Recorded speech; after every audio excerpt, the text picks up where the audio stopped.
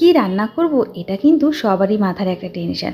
ঘরে ছিল কিছু সবজি, সেই সবজি দিয়ে বানিয়ে ফেললাম সবজি ভর্তা। খেতে কিন্তু অসাধারণ। সিম, বরবটি আর পটল নিয়ে ভালো করে কেটে ধুয়ে পরিষ্কার করে নিয়ে আর নিয়েছিলাম চিংড়ি মাছ, আর নেব রসুন পুড়িয়ে নিয়েছি, শুকনো লঙ্কাও পুড়িয়ে নেব।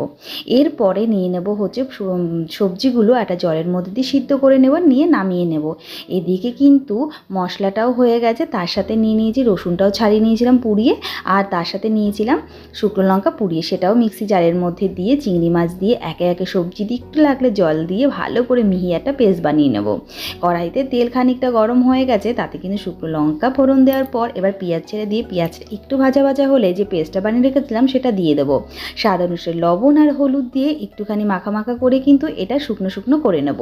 বেশ কড়াই ছেড়ে দিলে রেডি হয়ে যাবে আমার এই সবজি ভর্তা। একটা পাত্রে নামিয়ে উপর থেকে কাঁচা সর্ষের তেল দিয়ে গরম গরম ভাতে খেয়ে দেখুন, দারুণ